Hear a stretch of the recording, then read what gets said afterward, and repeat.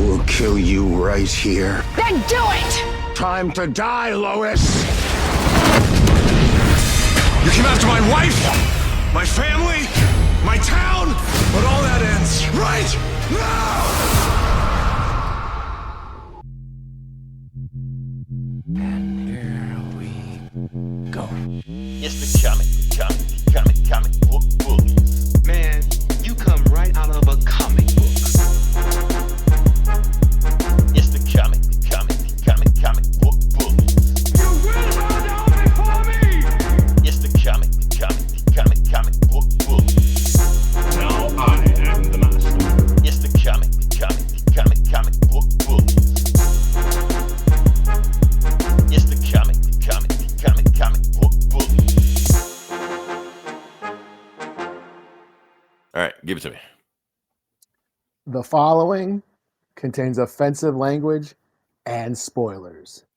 Listener discretion is advised.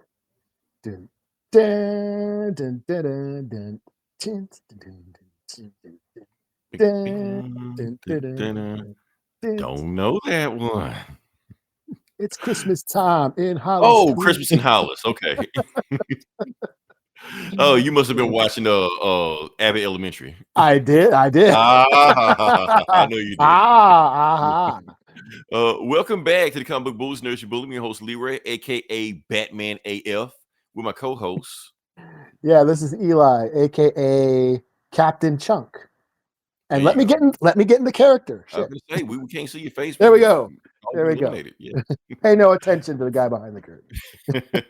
Yeah, and we're back with another episode. And Eli, don't mind me. I just been spending all my day listening to nothing but Jay-Z albums until they completely remove his shit off of Spotify. So there you go. Yo, it's a hard knock life, yo. For us. Also want to give a shout out to our third co-host, the AI. Because all hail the Doombots. All hail the Doombot. Yeah, we're gonna get going from that one. Just as we get started into the podcast, Eli, we got a meaty show. Let's get into it. Thick, meaty, girthy, all of the good stuff. Lumpy. Yes. Just like my oatmeal. No, not lumpy. No. You scare people. Yeah. All right. So we're going to start off with it. First thing we want to talk about is Sony. Now, I don't know if you know this, Eli, but Sony just released the first 8 minutes of Kraven the Hunter online. I did not know that. Yeah, they did. And they said that their demands are not met. They're threatening to release the rest of the movie next Friday. Oh. Well, what do they want us to do? Thanks, folks. I'm here all week. Try the deal. They actually did pretty good on Facebook, so it's getting good numbers. Anyway, can we go to the next part of the podcast? Sure. Eli, we're gonna bring the podcast down a little bit. We got to do our due diligence. Okay. This is some stuff that happened, and I have no idea if you've been keeping up with this, but this has been fascinating me for the whole week, and I got to talk about this. I want to say rest in peace to Brian Thompson. Oh, okay, sure. Okay, now when I say Brian Thompson, I do not mean the bad guy from Cobra. No, he's alive and well. He's good. You know. Yeah. Yeah. But this sounds like some shit the bad guy from I Cobra never would knew do. that guy's name. I know that actor, but I never knew his name. Well, see, now you know. I do know. We learn stuff on this podcast. No, that's not the Brian Thompson we're talking about. This is the Brian Thompson we're talking about. Okay. Oh, you still nothing? Still no, I know. I didn't know we were going there. Okay. I want to see. All right. For those that don't know who I'm talking about, we're talking about Brian Thompson. He is what was the CEO of UnitedHealthcare. He was the CEO of UnitedHealthcare, and he actually got murdered on the street, and it's on foot. I'm not going to show the footage because if YouTube, Facebook, and Twitter and wherever else they see a gun on there, they shut this whole thing down. So I'm not going to show everybody. I'm pretty sure everybody knows about that. I don't know because, like I said, the news, everybody kind of in their own world right now. You know, everybody looking at the Spotify playlist. I don't know. Well, it's been all over my feed. I don't know. Okay, because it just kind of hit me, and I was like, "Whoa, this kind of interesting." So I'm like, let's talk about it a little bit. Okay, so like I said, we talked about this guy, the United. Like I said, he was gunned down in the middle of the street. And Eli, I saw the footage. Broad daylight. And so I saw the footage. Not going to show it, but I saw the footage. And Eli, with the way it was done, we may be looking at a professional hit. I think that guy was a professional assassin. Yeah, I mean, I We talk about the Punisher. Talk about the Punisher stuff. Okay, there I tied it to comics. Okay, I tied it to comics. Boom. We will find a way. Blanca Listen. Trevino Mendez Santos. Yes. Yeah, thanks for listening. How's it going? Shout out to you. I mean, because the way it was done, Eli, they said the way because he had a silencer. He was dressed like, on one of those watchdog videos and stuff like that. And then they said after it was done, and they said that the shell casings had writing on them, like denied, defund, something. I'm not going to something like yeah. He had messages. Yes, he had message on it, and then he hopped on one of those city bikes in the city and rode off, and nobody saw where he went. So, like I said, he's a white man in his 30s in New York. You're not gonna find him. You can get out of here, especially since the police report named him a light-skinned man. So you're definitely not gonna find him now. You can play looking for the wrong guy. So, but here's the thing. But they think they found footage of the guy, Eli. They think they found what the guy looked like, and when they show what the guy looked like, that's when the internet lost their shit. Because this is what the guy looks like. Okay, he looks like Jake Gyllenhaal or Timothy Chalamet or one of those movie star Hollywood guys and stuff like that. They're like he could be, trying out for a Marvel movie, some shit like that. So now people are talking about that more than talking about the fact that he's a fucking assassin. Yeah. You got on Twitter people like I saw hashtag Assassin Bay. Like, no, we're going too far with this shit, man. No, we need to stop romanticizing it. But here's the thing, Eli. Now that you see this, Hollywood's always like, okay, I need to find a guy to look like that. Because they got like 20 guys laying around and doing shit that look just like that. So they're waiting for the movie. They're just waiting for more footage to come out. So now you got, and I'm like, what? Why don't you just be a model or some shit like that? And why are you killing people? So it's just like it's like it's real life Zoolander. Like they hiring Zoolander, like male models to like kill people now. So that's what it's like. So I don't know. Let me see what's going on here. See, even she likes him. I can fix him. No, you can't. He kills people. Well, while everyone's focusing on that, they should be focusing on the why. Right. But that's the thing, Eli. The why people are like, okay, we need to narrow down the motives of who would kill a billionaire CEO of a healthcare firm. Everybody. So it's gonna be kind of hard to narrow that down. I'm just saying. So. Yeah. And if there's anything, if I got any comment to say, it's this. Okay. Give us some wisdom. Yes. I used to clean a clinic. I often thought you were about to say you was a cleaner. Like, you know this guy? I was a janitor. Okay. Yeah. No, this isn't like the professional. Okay. I'm a cleaner. Mechanic. Okay. Yeah. I was a janitor at a clinic, and in the back they had a chart where they were tracking the patients and how many patients and the growth of the patients, and they're celebrating the patients, like the growth of them, like getting more patients, like their customers. So they want more patients. So that's the healthcare industry. They're treating patients like their customers. They want more. Yeah. They want people to be unhealthy, so they can get kickbacks on how many claims they turn down. Yes, like they get paid off that. Yes, they want more patients because there's more money in the treatment. Now they don't want They don't want us healthy. They want us sick because the money's in the treatment, not the cure. Right. There's no such thing as a cure. Yeah. It's just medicine. They don't cure shit. It's drug dealers. They're drug dealers. Right. Legal drug dealers. That's all they are. Yeah. Yeah. So that's our healthcare industry. And that's all I'm going to say about that. Yeah. Stop you there, because you're starting to incriminate yourself on this shit. Like, where were you, Eli, on like last Friday?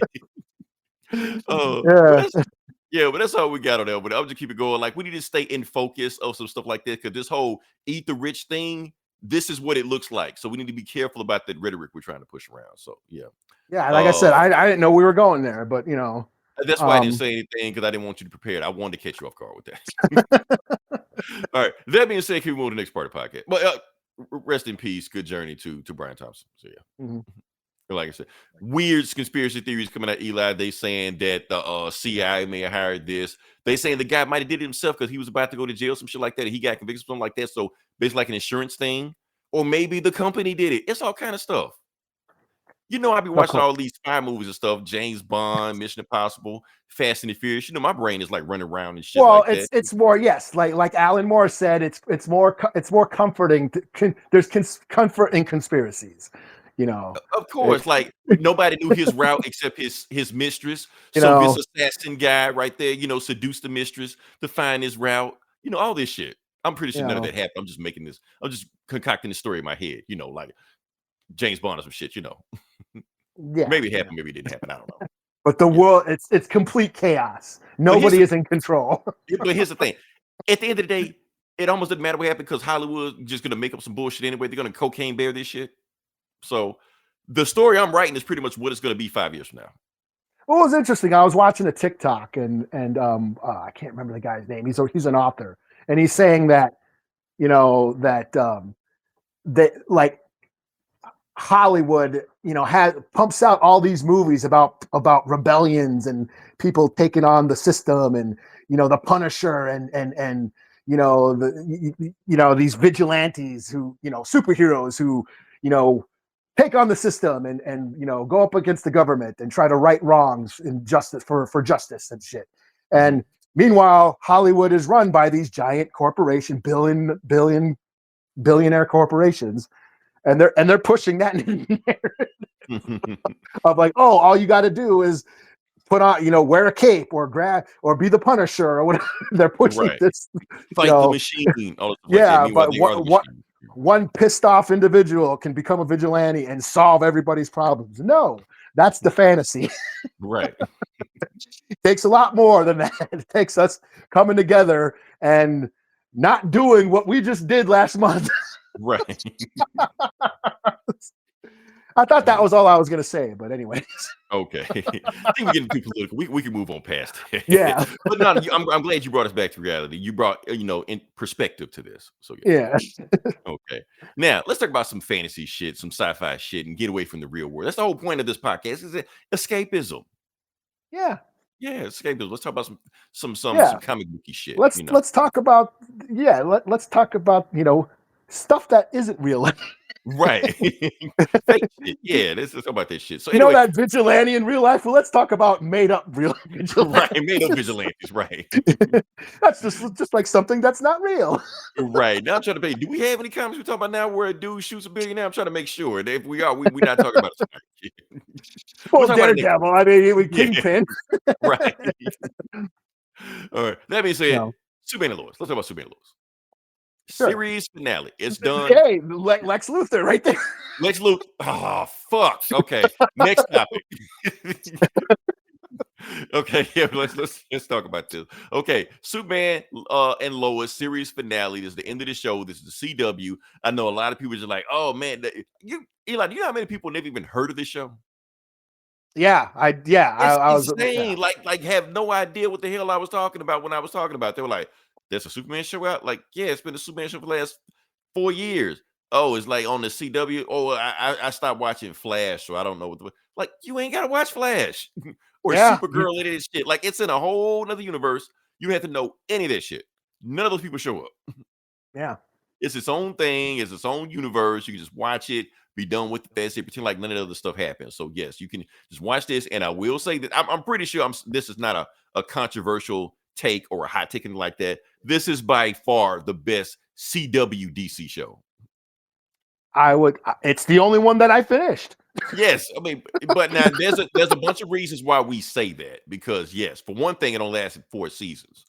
But now the problem with those other CW shows, like they start pretty good and then just go to shit after season 8 or 9. Like, why the fuck you going? Well, yeah, by season 4, I was pretty much done with most of them. Yeah, and the thing, if I had lasted that long. Yeah, and they go like 22 episodes, 24 episodes every season. You don't have enough story for that. Yeah. This was like 10 episodes each season. Get in, get out. You know. Talk about Superman, yo. Honestly, we don't know what the hell we're talking about. We kind of got on a tangent. We had to fight our way back here. So, yeah, but we're talking about Superman and Lois. We're talking about, I'm going to throw it back up there because, like I said, he probably don't know what the hell we talking about. Superman and Lois. Series finale, we're talking about that. Another thing, like I said, shortened season. Honestly, Eli, and the 4th season, I don't think it's a controversial or hot take also, was the best season of Superman and Lois. Yeah. I think having Lex in there and a familiar villains. And I think one of was the good, yeah. reasons, because one of the things we were scared of, because they slashed the budget, they cut the budget of the show. Technically, that might have made the show better. Think about this, because when they slashed the budget of the show, I mean, they had to, let go some actors, or couldn't have actors in many episodes and stuff again. So when they cut all those actors, guess what they also cut? All those dumbass B stories they had.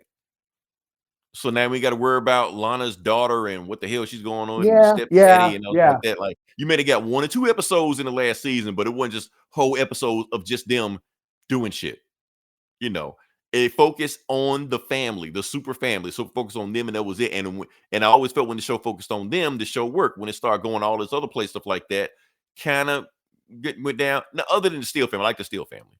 Their whole thing going on, because that whole 3rd season, him versus Bruno Mannheim, that was a pretty good story arc.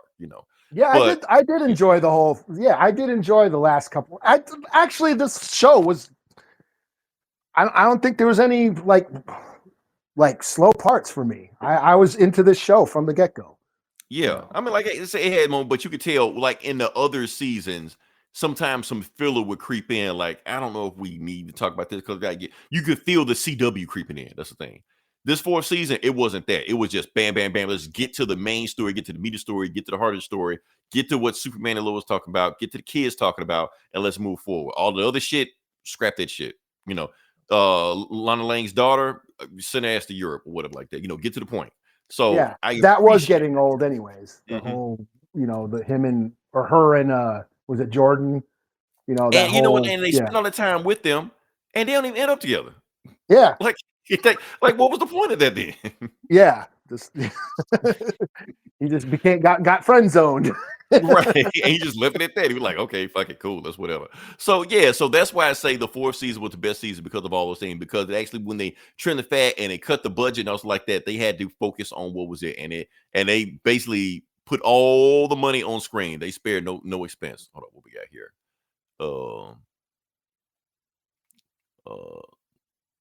Okay, with the biker gang, Lex Luthor, never seen it, but heard great things. Okay, yeah. What was he from, Eli? Because I think you know him and I don't.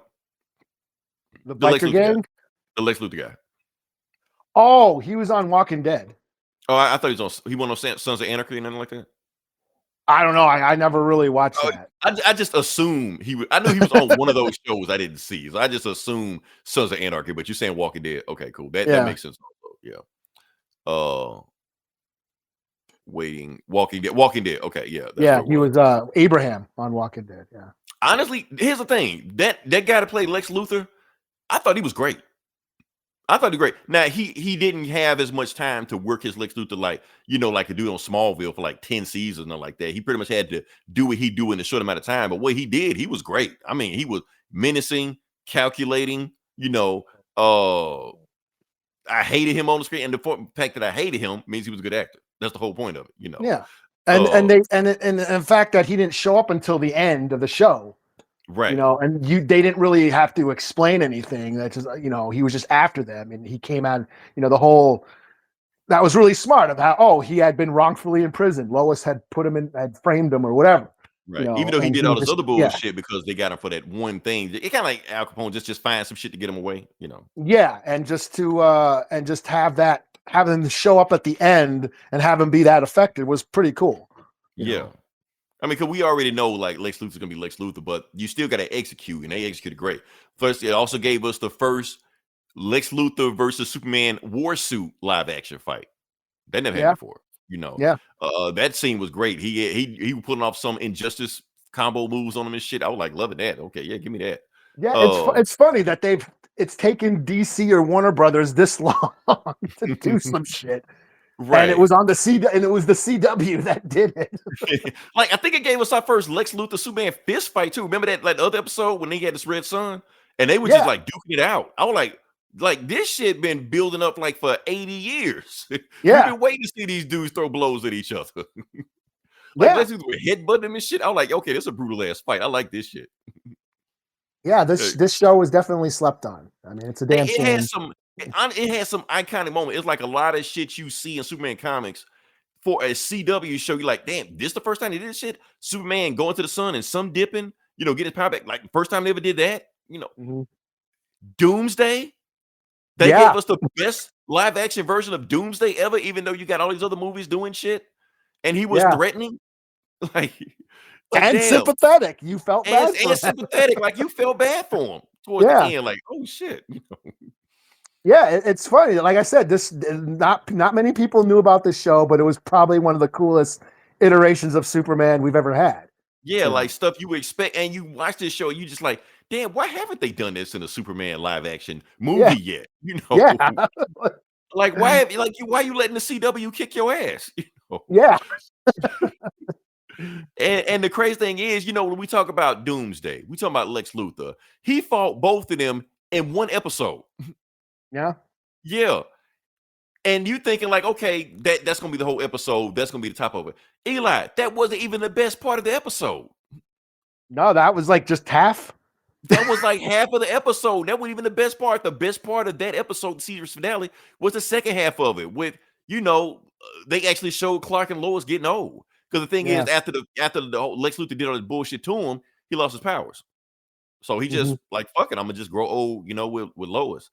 And it was cool that they did. I like that they did that because for a second there was a little bit in me that I was like, I bet you they're gonna get Doomsday's heart and put it into Clark, right? And then keep him living and stuff, and then keep him living. I thought they were gonna like one of his kids were gonna die, and he was gonna take one of their hearts, some shit, something. Yeah, and I thought that's but the fact that they did that like tribute, it was like a tribute to not only this series but just the character as well, and these characters, and the legacy of this character. They stuck to their guns. Yeah. And so, and then they showed this other scene, like they basically like a flash forward, everything. They show all their grandkids. Now I have questions. Do they have powers? Do they not have powers? He's got like 10 of them. You got like 10 Superman flying around. You know what? The show's like, fuck it. Don't ask those questions. It's a fun time. You got Clark and Lois and also like that. And then you think it's a happy ever after, Eli. And then they hit you with that damn gut punch. Now, I ain't gonna lie, Eli. When they did it, they said what happened to Lois. I ain't gonna lie. I thought it was like some onions were getting chopped up in here. No, it was it was tragic because she survived cancer, and then when it came back and got her. Eli, I'm just be honest with you. I cried like a bitch. I'm just be honest with you. I got a little misty. No judgment zone. Yeah. No, I got a little misty as well. Yeah. Because it came out and it was like, oh no, damn, she did all that shit trying to get over it, and then bam, it hit her just like that. And then Clark is left with her. By himself. And he can't do a damn thing about it. So the fact that it focused on Clark's human, not the Superman, but the human. Oh shit. That was off the top. Because at that point, the human, okay, look at you freestyling. The humanity, Yeah. Because at that point, this is why. And this is why he appreciated humanity. That's the core of Superman's character. That yes, this godlike being with all these superpowers cared about life and appreciated how fragile life was. And that we saw that in the last 10, that whole ending sequence, and see, so we got to see him, get old. He got a dog. He got crypto. Yeah. He asked him like, why have I never had a dog in this show? I mean, he asked himself that question because he did that because he needed companionship because after Lois died. And so and seeing his grandkids and and then of course that even forgiven Lex, like they just threw that in there, like he forgave Lex Luthor for fucking him up, because what Lex Luthor did to him in that fourth season came back on him too.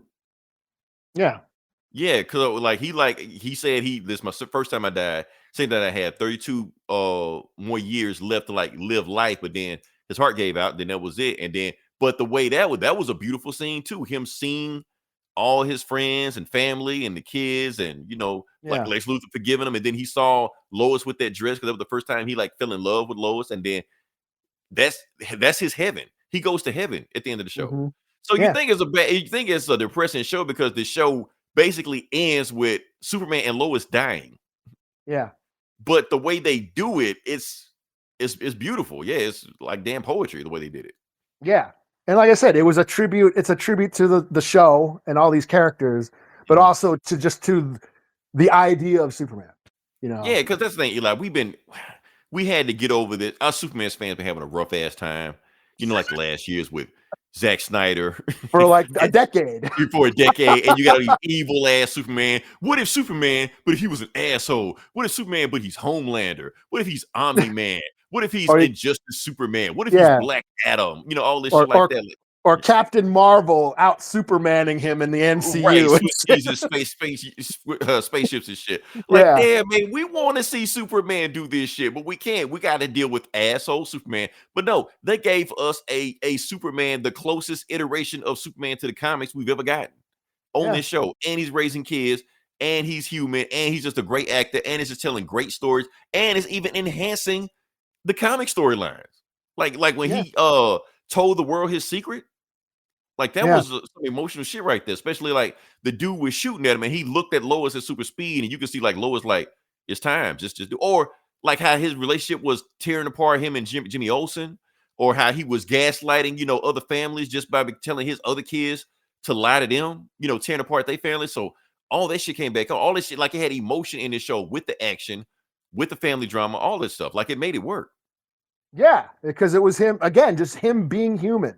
Having to deal with the relationships with his family and his friends and what being a human is. I mean, it's all cool to go fight supervillains and do all the superpower shit but still the core of the show was about the family, and the family dealing with this shit. And that got interesting when the kids got powers, and then we got the teenage superhero motif, like the Spider-Man sort of theme, you know what I mean? The teenage superhero trying to deal with all the pressures. We got a little bit of that, but the fact that we had Superman in there kind of guiding both of them, both of them, right? I thought that was really cool, where he had to learn how to be a father, So it brought depth to Superman that we've never really seen before, right? So. Because it wasn't like Clark Kent was just some other thing. No, like Clark Kent is a vital point of this show. Like he has to be if he want to raise his kids. Yeah, like like Clark Kent is the human guy, right? So that's the normal life that he needs to lead. The Superman stuff is easy, right? Because he's been doing it forever, right? Yeah. Superman's easy. Being Clark Kent is the challenge for him.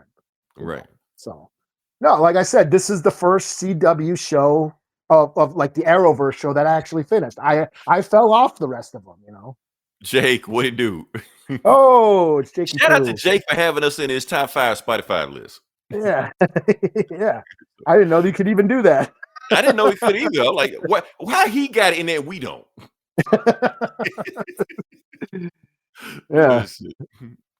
Anyway, but like I said, this show, don't compare it to CW shows. It's unfair to compare it to CW shows. Like we just saw the Penguin.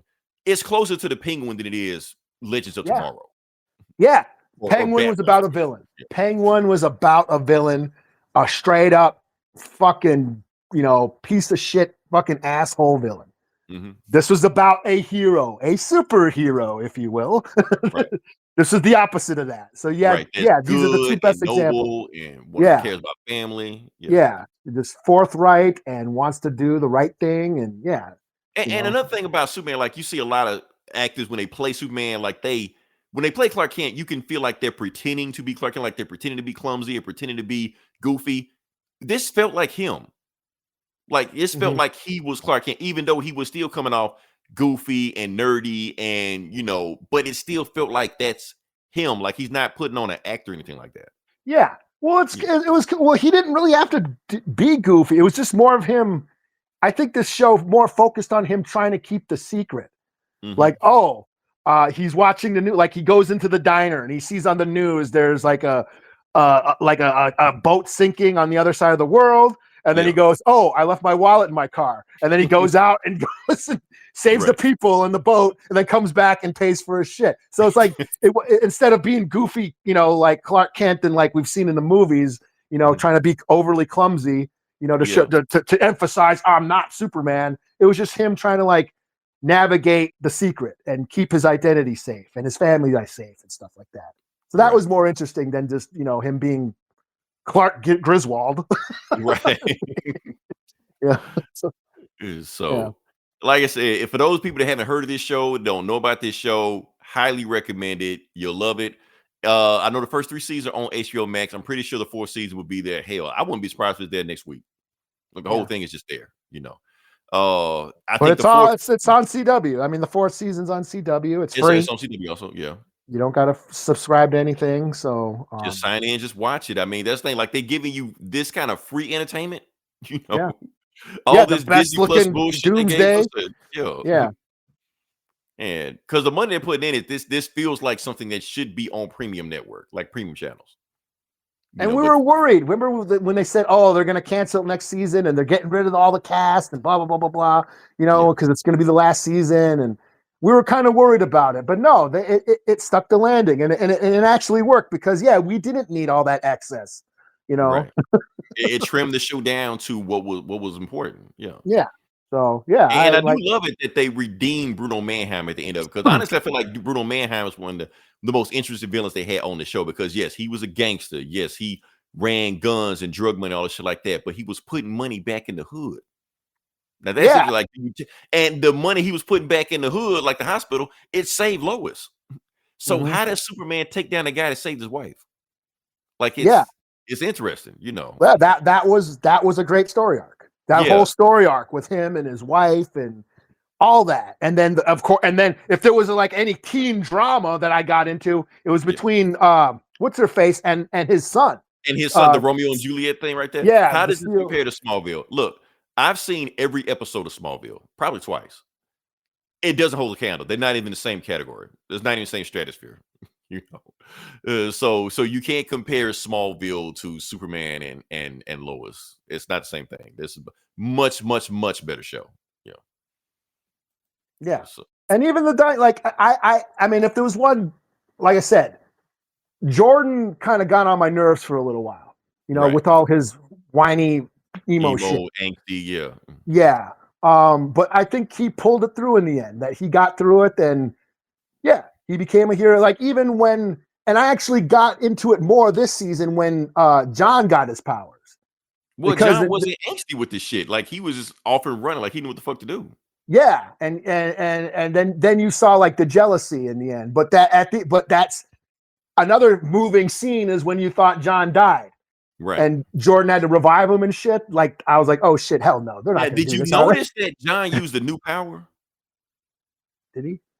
He used the new power. He did some shit where he exploded his hands on his chest, and that's how he revived. Jordan, when he was reviving him. When he was right, like Jordan revived John, like he did. Okay, I'm gonna get to some nerd shit real quick. That's actually lore. Well, actually, he just I gotta do what actually in it. That's actually for the lore. Superboy had that power in the comics, like the Connor Kent Superboy. He had tactile telekinesis, what they call it.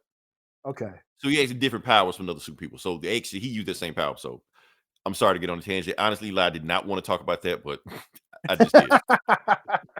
Where else I'm gonna say that shit? No, man, this is what this is for. So, what else are we doing here? Right.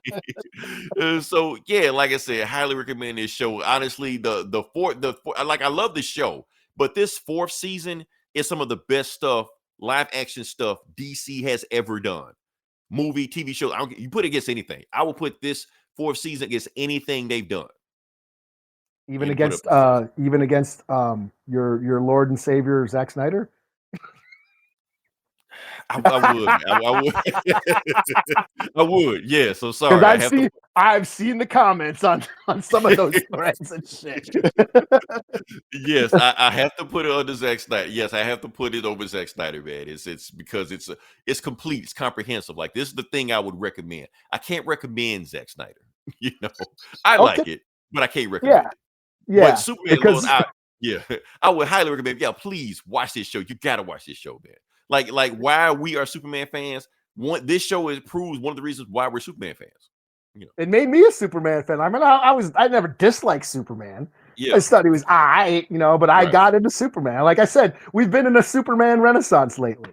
Yeah, Between they're this giving us. show, I've been reading the comics and shit. I was watching was it My Life with the anime? I'm not current on it. I didn't watch the new season, but that animated show on Oh, HBO, my Adventures with Superman. My Adventures with Superman. Yeah, I mean, Yeah. Superman's been kind of cool lately, and I think it's cool.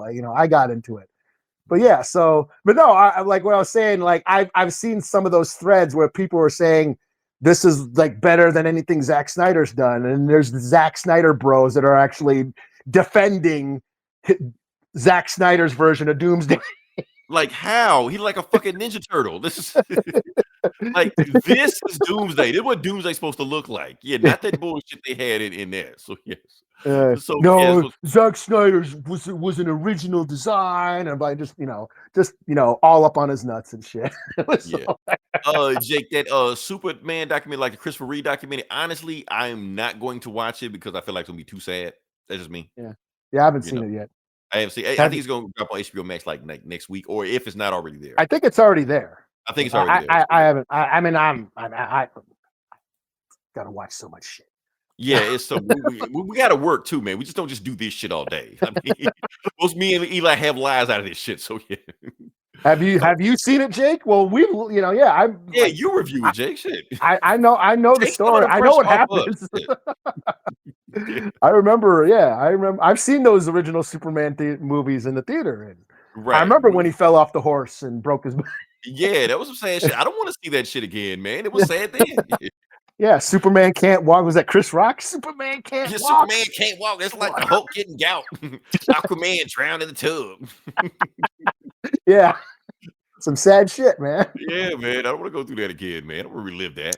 Oh, maybe say another thing, Eli, we're not talking about that they did better than anything else live action. Okay.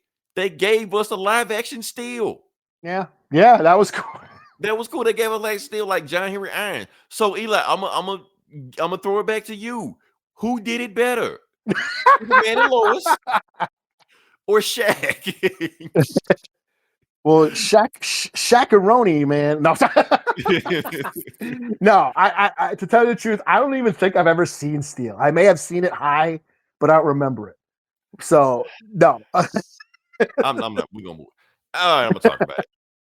I don't have a problem with the movie. Here's the thing: it was made when they didn't know how to make these movies. It's the 90s, yeah. It's a 90s movie. They didn't know how to make these movies. So when you watch it and you put it in that perspective, it wasn't that bad. It's people make it way worse than what it was.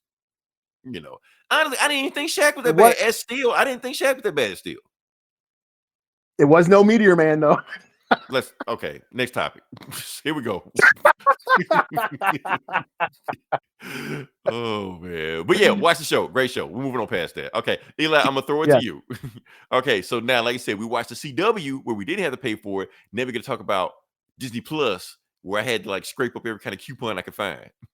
And we're gonna talk about Star Wars, The Skeleton Crew. Now, before we start, Eli, I just want you, please tell me that this restored your faith in Star Wars, because I know you've been chasing that dragon. Please tell me you trot that dragon. I don't know if it's a dragon, but I did enjoy this show. Thank you. Okay, I didn't watch it, but I'm just saying. I was just like, I hope Eli liked this shit. I did enjoy the show. It's only first 2 episodes, so but I did enjoy the show. Yeah. Skeleton Crew. I got to watch the Disney dropped the first 2 episodes of Skeleton Crew, and it was a lot of fun. It was a total homage to 80s movies like The Goonies, Explorers, The Monster Squad, Flight of the Navigator. I don't know if y'all remember that one. I think that was a Disney movie, but yeah. Yeah, the kid gets a spaceship and goes flying. It's a total homage to Stranger Things, The Lost Boys, The Last Starfighter, all those elements, kids in danger, little kids in danger, because that's what happened in the 80s. We had all those movies were inspired by Star Wars in the first place. Pretty much, yeah. I mean, we had no parental supervision. Us Gen Xers, our parents were never around. We were always getting into some shit, and this show captures that essence. So yeah, Skeleton Crew is basically about a group of kids on this like suburban planet who get into an adventure. Do you want spoilers or non-spoilers? I can go either way. I mean, go for it. It's just 2 episodes. Go for it. Well, yeah. So yeah, we're introduced to this like suburban planet that resembles like 80s Reagan era suburbia. You know, this affluent neighborhood. You know, the kids are going to school. Their parents are never around because they're working all the time. They're pressured to, you know, become a productive member of society to serve the new Galactic Republic. You know, kind of like in Reagan, the 80s, you know, where greed was good and corporate America was coming back, and the me generation, and, you know, get you know, everyone invest in wealth and your stocks. And, you know, that was pushed in the 80s, you know, the moral majority and all that shit. So these kids are pressured to do well in school and get their careers going and all that shit. And of course, the main character, this kid named Wim, he's got an imagination, and I think his parent, or one of his, I think his mom died, and she's not around, but the dad's always working too.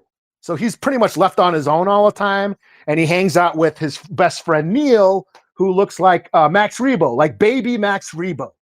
You know, the elephant-looking dude from played on the keyboard in Jabba's Palace, that band. You know, Max Rebo, the blue elephant-looking dude. Oh, okay, yeah. Yeah, so they have, Neil is that species, a little elephant kid. I thought you were gonna say he was his son or some shit. I'm like, come on, No. man, this is okay. No. Neil has his own family and shit. Okay. But can he play? Can he rap no. or some shit? No, but that's his best friend, and they got imaginations. They long to be Jedi and go and escape their boring lives, you know, in this mundane neighborhood, and you know what I mean. And I gotta say, Neil is, I think, I don't give a shit, I think, knocked Baby Yoda out of the fucking top spot of the most adorable Star Wars character of all time. Hot take. That's a hot take. That's a hot take. Okay. Yes. Nothing better happened to Neil, or we riot. Yes. Eli said it. Yeah. Neil is the new Baby Yoda. Neil is baby Max Rebo. And is he? Oh, not that. We're gonna talk about this later. Is he on the poster? Is he? Yeah, he's riding the bike in the middle. On the speeder bike. Yeah. Okay, right. And then of course there's, what's her name? Fern. I think her name's Fern. She's like an older, like rebellious, like preteen who's gets into trouble. And then her best friend is like Casey. She's like looks like she's got like Lobot implants, but she's like the tech genius. So of course we got like the Ninja Turtle dynamic again. You know, we got the brooding one. Okay. Yeah. The brooding one, the goofy one. The leader, and the tech genius, you know, we got that dynamic, the funny one, you know, and they basically uncover a secret spaceship buried underneath their neighborhood, and of course they accidentally turn it on and get whisked off into space and get lost in space, you know. Okay. And then they encounter space pirates, and basically they got to navigate the dangers and of you know, this dangerous galaxy. And of course they're in over their heads, you know, because they're on this like sheltered suburban planet, you know, and have really naive to the dangers of the galaxy. And, you know, and of course the pirates, they never heard of that planet. Oh, you must be from that secret treasure planet. So obviously there's some secret to that planet they're on, that the suburban planet, you know. So isn't that just like Stranger Things? Like the suburban planet got other shit going on. Yes, it's very much just like very Spielbergian, the Steven Spielberg motif of something going like in the Goonies, where there's the buried, you know, they're after the buried treasure.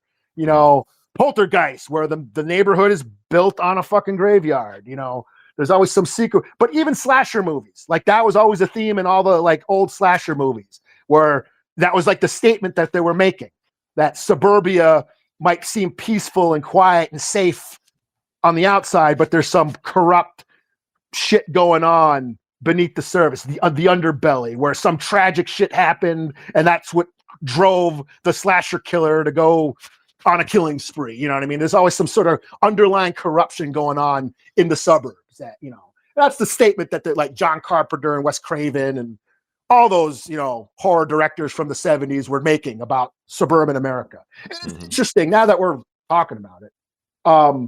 You know, the idea of suburbs, you know, American suburbs came about. They propped up after World War II, where white middle class Americans left the city, left the dangerous plight of the city, and made a safe space outside the city, and sheltered themselves from the violence of the urban areas. Oh, I live in Jackson, Mississippi. Trust me, I know. Yeah. But here we are in the Star Wars universe. This is right after the Galactic Civil War ended. Okay. And now we have a suburban planet. You know what I mean? So it's kind of like the same idea. This big giant galactic war happened, and then after it's done, we have this working class that are gathered in this safe area, this safe space, this suburban planet. So it makes parallels to the real life, like all good science fiction does. So I just thought that was interesting, for people who have a problem, because there are people bitching, oh, space suburbs is so stupid. Suburbs in Star Wars is stupid. There's that element out there. Right. But I'm saying it works. It totally works, So yeah, I mean, I had a lot of fun with this. This is very, very much like the Goonies in space. We have not, so far there's no legacy characters. Okay, there's no lightsabers yet. Well, the kids are into lightsaber. The kids are like reading about Jedi, and they seem to like have these like imaginative dreams of going on adventures. So the Jedi are a thing. They are, a legend, so to speak. But we haven't seen any Jedi really. Actually, Jude Law is Force sensitive at the end. Okay. So yeah, there's this thing with pirates, and I think Jude Law was a pirate. He was there was a masked character. So in the beginning scene, there was like a pirates invade a ship. It's a big space battle.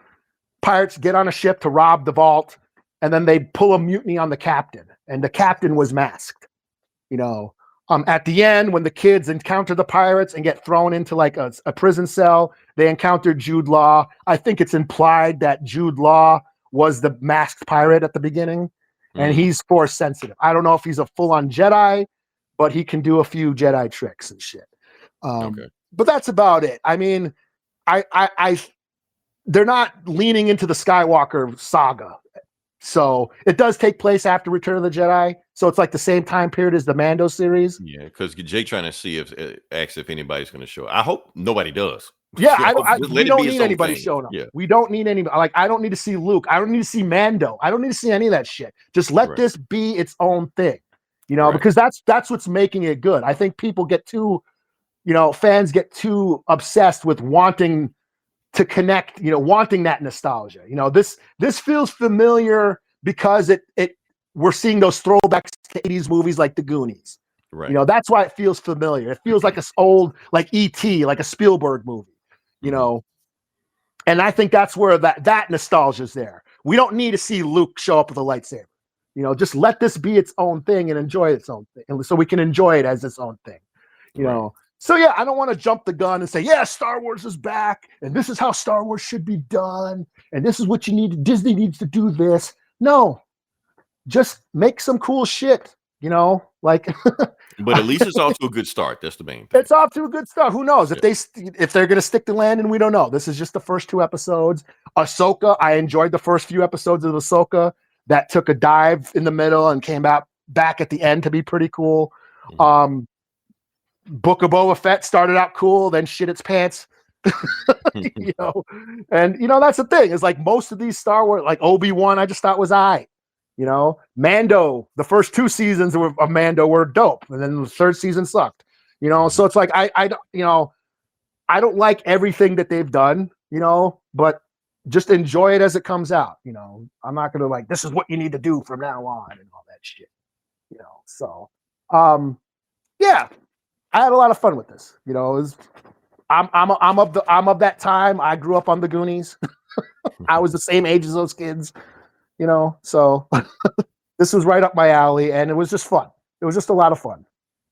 So, yeah, so far so good. Okay, all right. So, All right, so we got that. How many episodes is it gonna be? It's supposed to be? I don't know, 8 or 10. 8 or 10. Okay, that sounds about right for Disney Plus. So yeah. Yeah. All right, so let's move on to the next. So 4 out of 5 out of these 2 episodes. 4 to 5. Good strong score. Okay. Yeah. So the next thing we're going to talk about, this is our third type we're going to talk about, or fifth. I don't. We've kind of bounced around, but yeah, we're talking about Creature Commandos. For now, this Eli, I have heard nobody talk about this.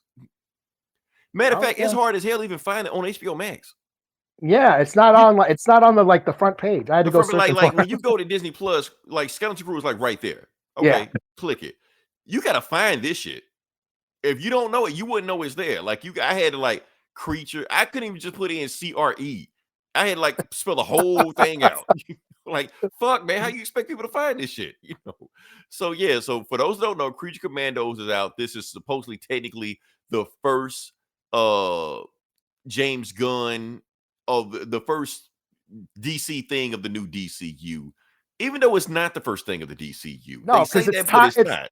Yeah, it's tying into like the Suicide Squad and like Peacemaker and Peacemaker canon. So yeah, like you got to watch both of those to kind of know what's going on. Viola Davis is doing the voice for Amanda Waller. Yeah, and she's specifically referencing what happened at the end of Peacemaker, why Task Force doesn't exist anymore. And those same characters from Peacemaker are in this show. Well, Weasel's in the show.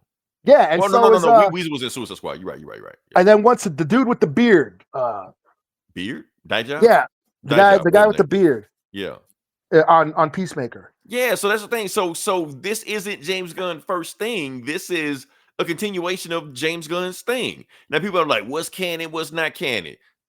We read comics, so who gives a shit? You're right. But the point is, Eli, we read the comics. We know that whatever canon is what that writer writes. Like if Chip Zdarsky jumps on a Batman book, whatever Chip Zdarsky writes is canon. What he didn't write, it ain't canon. Tom King, whatever he writes is canon. Scott Snyder, whatever he writes is canon. And they ignore fuck all with anything else about. Nobody gives a fuck about Kite Man but Tom King. That is it. The same thing with this. Whatever James Gunn wrote is canon. Whatever Zack Snyder, whoever the fuck, he don't give a fuck about that other shit. He don't care about Blue Beetle. You know, he cares about his shit. That's it. So there you go. That's canon. Yeah, Shazam ain't in here. Hawkman. You know what's fucked up? Shazam was okay. It wasn't a James Gunn thing, but his partner, the Stafford, that was his thing, and he don't give a fuck about that thing anymore. You know why? Because it's tied into Black Adam. Because he don't give a fuck about The Rock. That's why.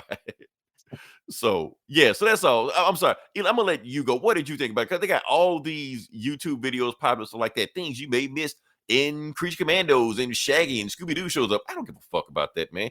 Is the show good? That's what I care about. So well, yeah, I enjoyed it. I thought it was fine. Okay.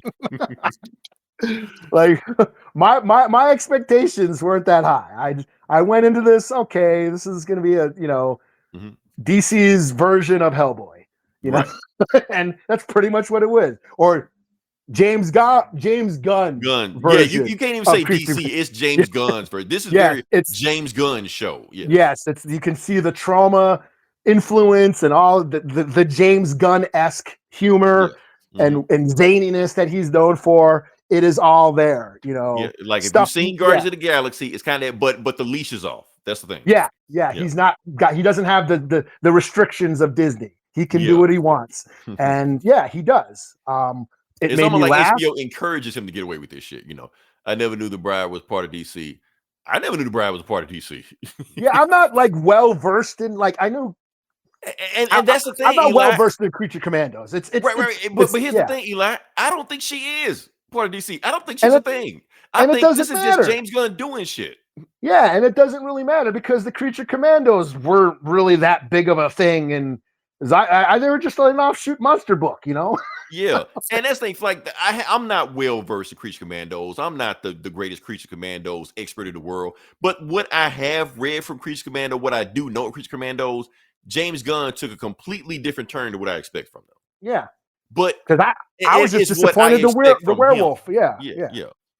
It's what I expect from him. He's doing something different than what those books have done. This is basically a James Gunn story. He has a story he wants to tell. He took these wacky ass characters, kind of like Dr. Phosphorus. I don't even think he's in Creature Commando. He just threw him in it because he just felt like No, usually the lineup, from what I remember, is it's Yeah. Frankenstein, some sort of Dracula vampire character, Medusa, a Medusa, and then a werewolf. Yeah, and then it wasn't Rick Flag. It was some other army dude. It was another army dude. Yeah, Yeah. that was yeah. I forgot his name, but yeah. Yeah, I mean that's all. I mean, yeah, it's yeah. Yeah, Rick Flag was never a part of the Creature Commandos. No. Amanda Waller was never part of Creature No, Commandos. this is basically Suicide Squad with monsters. It's Suicide Squad with monsters. They pretty much say that. So it's like James Gunn's doing whatever the fuck he wants. So you don't have to read or know about Creature Commando. He's just doing the fuck he wants to. Honestly, the whole Bride thing, he's not even referencing DC. He's like quoting Mary Shelley Frankenstein. Like he's quoting lines from that novel. Yeah.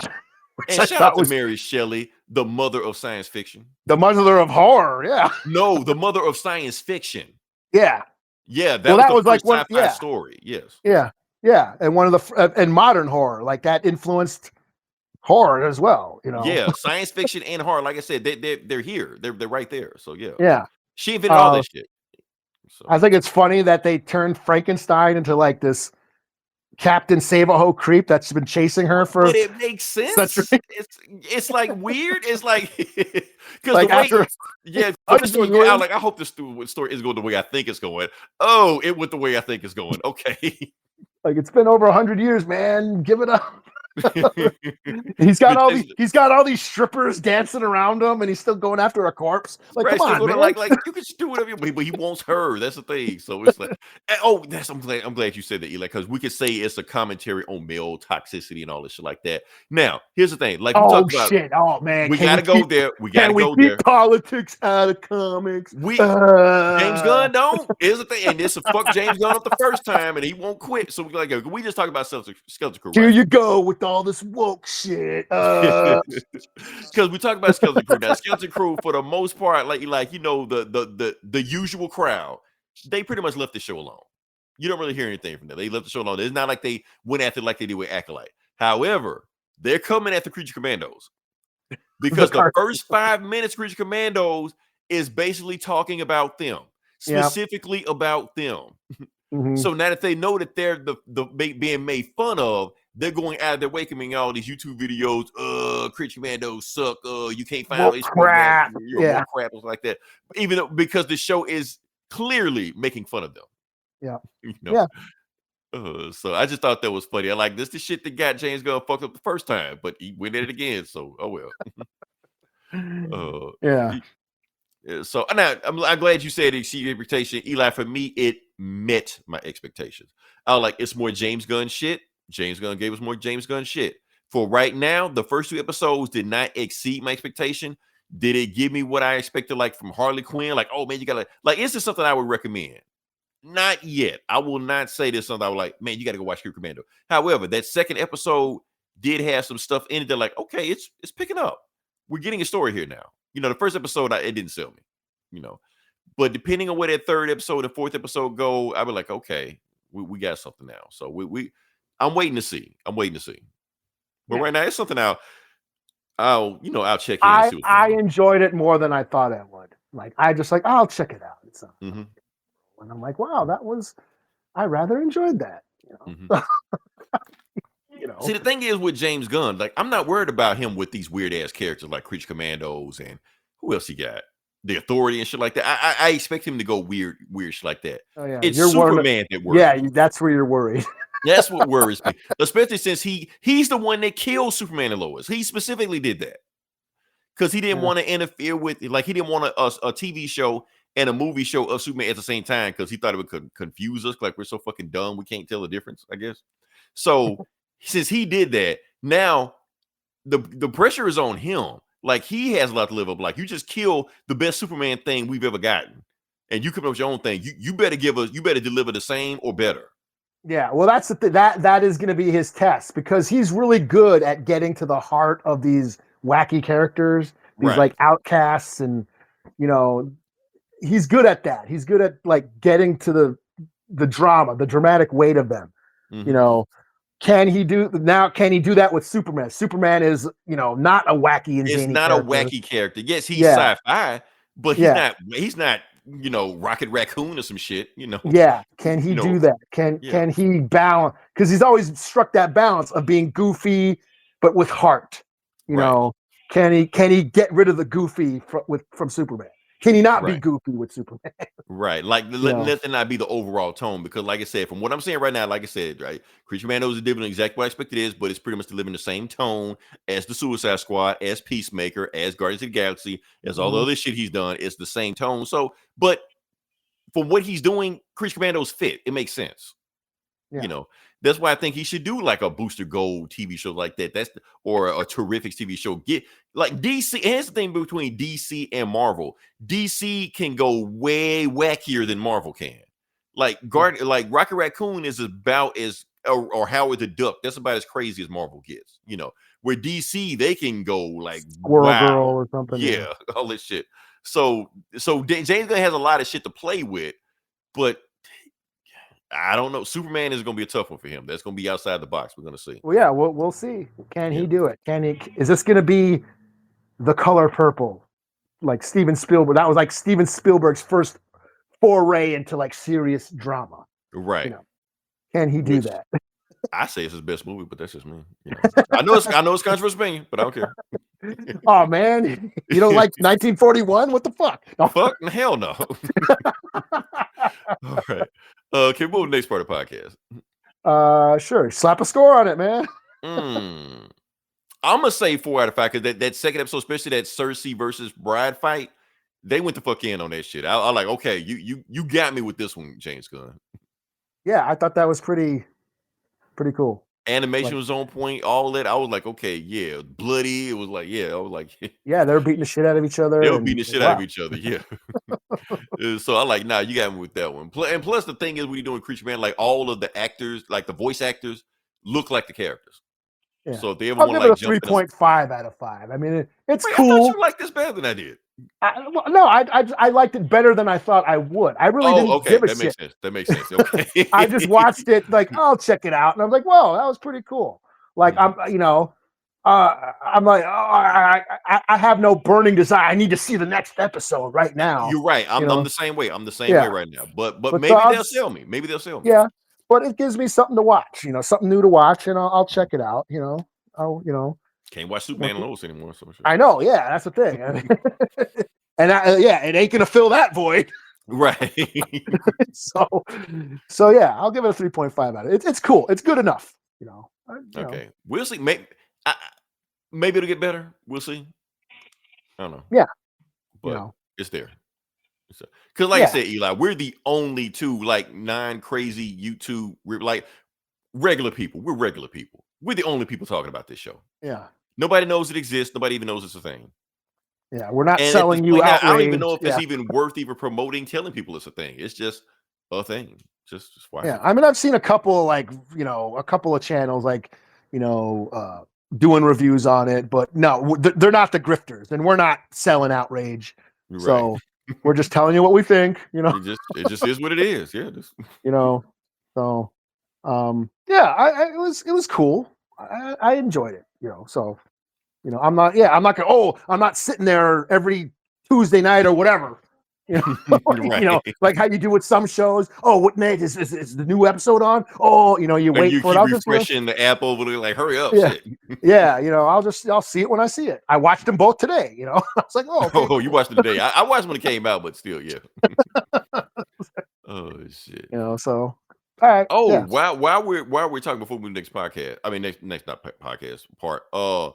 Joker 2 comes out Friday. On Max. Uh-huh. Okay, I'll be sure not to watch it then. Okay, there you go. I'll just make sure I warn you ahead of time. Even though like Quentin Tarantino and John Waters love it. But they love it for the wrong reasons. They specifically said they love it because everybody hates it. Because they hate comic book movies. So they hate comic book. They love it that people are so bad. That's the only reason they like it. Yeah. They don't like it. They just like the reaction of people to it. That's all. Yeah. They're being edgy. Yeah. Yeah, that's all it is. I like you assholes. Okay. All right. Now, Vidja game sex. Vidja was saying shit. Eli, a new Marvel game dropped.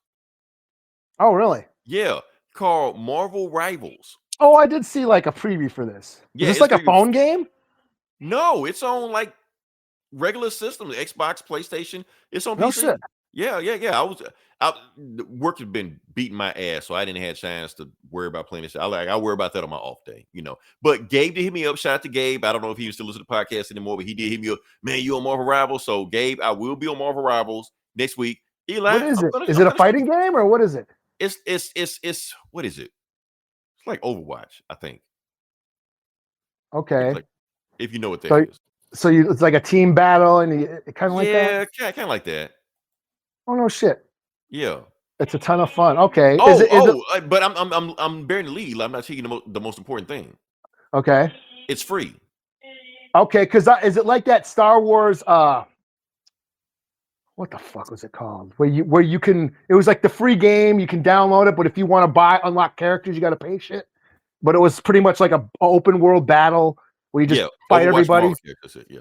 Okay. All right. Well, then I might check it out then, because I was playing that Star Wars game for a bit. Yeah. So this is a free game. Hunters. Anybody can just jump in. Star Wars Hunters. That's what it was called. Yeah. They're saying the game is doing nothing right now. Like I looked on Twitter and stuff like that. Like if I would have played the game, that would have been a thumbnail, because that's all people. That's all Twitter is talking about right now. Well, shit. I will Google the fucking gameplay real quick. And you know what? You know what the character everybody's going crazy over right now? Who? Psylocke. Well, I would. Yeah, if I could be Psylocke, she got some kind of like sexy new design or some shit. So like everybody's going fucking crazy. I'm like, okay, welcome to 1992. Yeah. When Jim Lee had us in a headlock. I'm gonna play Psylocke. Is it third person? If it's third person, I'm definitely playing Psylocke and watching my own ass. It's third person. Yeah. Gonna stare at my own ass. Watching the ass jiggling shit. So like I said, I have no idea what the game does. I'm gonna play it. I'm gonna stream it. I'm gonna stream the game. So I'm gonna stream it on the show next week. I'm gonna do live streams, post it on the fan page and all shit like that, and see where we go. So yeah. All right. Let me say, can we move on to next part podcast? Sure. I was just this is PS5. Oh yeah, so it's on PS5. It's on PS5, it's on Xbox, it's on PC. So no, it's not a phone game. It's a real game. Okay. Because I was thinking the same thing you would think, like it's some kind of cell phone game. Like, no, it's real. Yeah, because I saw like the free shit, and so I was thinking like, is it going to be on the phone? But that's how they get you. You get in free, and then you got to download and unlock all this other bullshit. So yeah. Let's see. Oh yeah, it is like yeah. So it is third person. Mm-hmm. Okay, you can be Spidey. I see Venom. Is that Venom? I think so. Okay, so you're like a team battle, and you go up against another team, and you capture the flag. Okay, I'll check it out. Yeah, I'll give it a whirl too. So we'll see. And I'll whoop everybody's ass with Psylocke's ass. All right. So, like I said, we move to the next part of the podcast. It's Comic Book Bullies. We're talking about comic books. We're gonna jump into it. And who's got more books? Not me. I only read 2 new ones. I got more books. What am I gonna start with? Let's start with some bullshit. Bullshit first. I'm sorry, y'all. We're gonna start with some bullshit first. Let's just knock this shit out the way to begin with, because I was so fucking pissed when I read this damn book. Let's start off with Ultimates number, what are we on, 7 or some shit? Something like that. I don't know. Honestly, I'm not even gonna do a whole thing. I'm gonna just kind of break it down. Where am I? It's like Superman. Yeah, Superman. Sorry about that. I was kind of rereading because I forgot what happened to the book. Okay, hold up. I'm gonna just get to the whole point of the book. The whole point of the book is that last issue, Hulk beat the shit out of them. Check it out. They got Native Hawkeye 4-panel and saying some shit. Yeah, 4-panel. Yeah. 4-panel? Okay. A few panels. He's got. Oh, look at it. It's not even November anymore. Well, bless their hearts. Well, this is made in November, so yeah. So yeah. But the whole point of the book is that the whole book is just about how Hulk beat their ass. They just talking about how Hulk beat their ass. Like, damn, that was a crazy fight. Hulk beat the shit out of us. It's like that. They're like, what we gonna do now that Iron Man's dead and all this shit like that? Iron Man, he crushed Iron Man like a Coke can. But at the end of the issue, we see Tony Stark is in cryostasis or some shit there. He ain't dead. Fucked up, but he ain't dead. Okay. To be continued. Okay, so here's the thing about this book. I don't really give a fuck about them talking about how they got their ass whooped. Have them do other shit. They do this shit in between. The thing is, now this is the gift and the curse about this hobby of ours, is that there's so many books out that you want to get everything, but you can't get everything. One, we don't have the money for it. Two, we don't have the time for it. We do other shit other than podcasting. So the point is, when we see a book that we like or a cool cover, some shit like that, and you gotta contemplate, which book am I gonna get this week? Which book am I gonna get this book? I could have got this book, but I'm gonna get this book. So when you read a bullshit book about nothing going on, you feel cheated. I could have got this other shit, but no, I got this shit.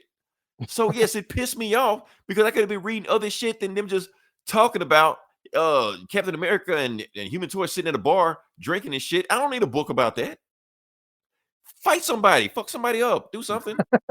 Oh, but that's the humanity. Fuck all that, man. About humanity. What we just praised Superman and Lois for. We did, man. But damn, that's a free weekly show. When I'm paying whatever the fuck I paid for this, and they just do this shit all day, and they just sit around contemplating and just talking about what they did in a better book last week. Like they could be on other shit, playing other shit. This was the definition of filler. I hate filler comics. Now, if I'm reading shit on Marvel Ultimate Unlimited, I wouldn't feel so bad. I'd be like, okay, filler book, whatever, like that. But when you paying for this shit and you got other shit you could be doing instead of doing this shit, nah, do better, Marvel. So that's all I got, man. Fuck this book, man. Oh, what you got next? Now you're saying you don't like this book because it was slow and boring, not because certain characters were. It was slow and boring. Eli, nothing happened. They just sit around and talk. That's it. They don't do anything. Because last time we didn't like the book with the native Hawkeye, we got some shit. Okay, true, but shit happened in that book. That's the thing. But yeah, it's like, man, y'all can save me with that shit. And man. we didn't like it. It's not. We liked it. We just didn't like it as much as you know. Yeah, I enjoyed that book. That's why I reviewed it. I was like, it was actually a fun book. I just had issues with the message of the book. We just decided to be critical of some things. And we decided to be critical, but the book was entertaining to me. Yeah, that book was this, not this shit. Yeah, we had to love it. Yeah, we only liked it. We didn't love it. Even though we're the only ones that read it, the people criticizing us didn't even read it. Yeah.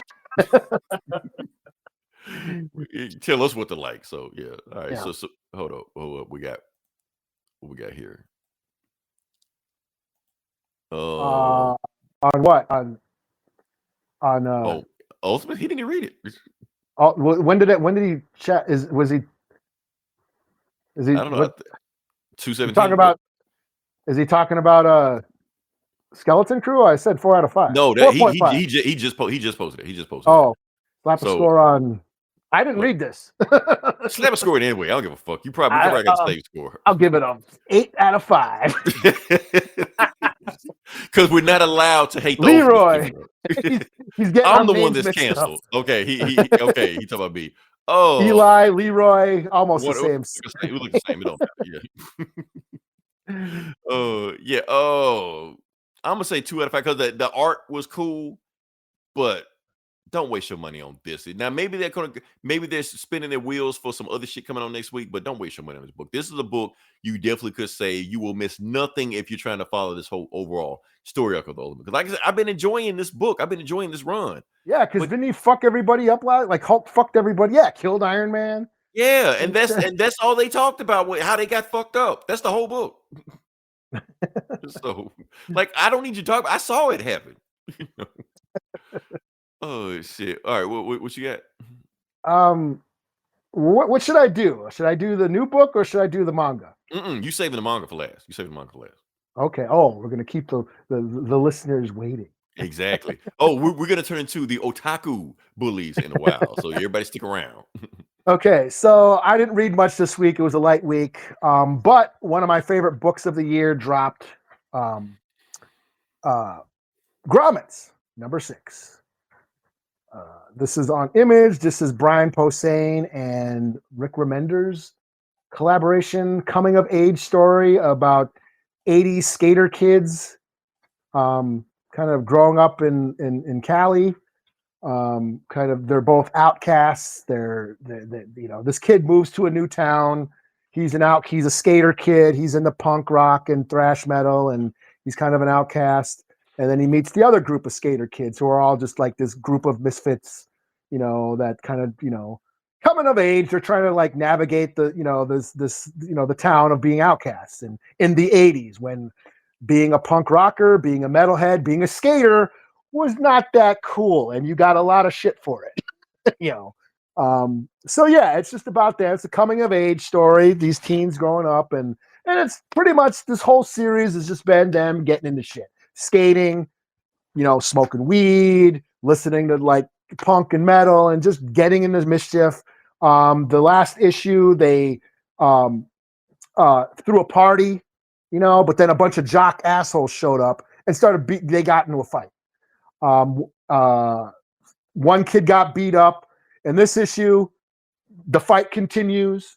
These jock assholes are like really, one of them pulls a gun and they're just like, really bombing, because that's how it was. I mean, for punk rockers, they got jumped a lot by like jocks and cops. And actually, there's when the cops do show up and they see these skater kids, they're all bloody and bruised up and they got their ass whooped.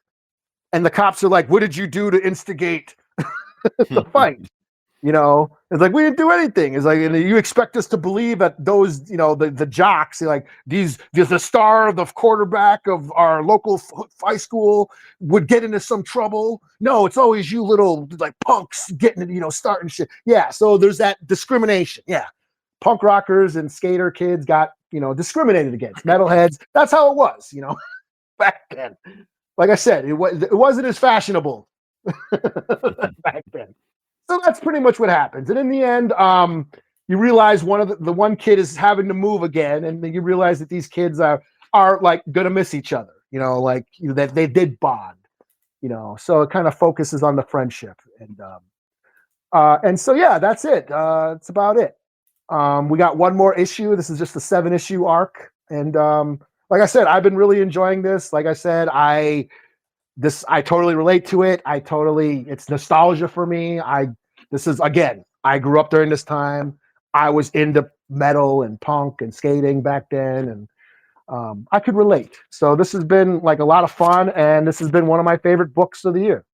Definitely going to be on my list of best books of the year. So another 4.5 out of 5. Yeah, we got to start putting a list together, don't we? Yeah. I ain't even thought about it. Yeah. It's gonna come to me. It's gonna come to me. All right. So what? I only got one book left. What do I have 2 books? I did another book. Now, I only got one book left. You only got one book left. I got another book left. Should I talk about the book? Wait, let me see if I'm talking about the book. Because I didn't think I shouldn't even talk about that fucking Ultimates now. I actually had another book I should have did.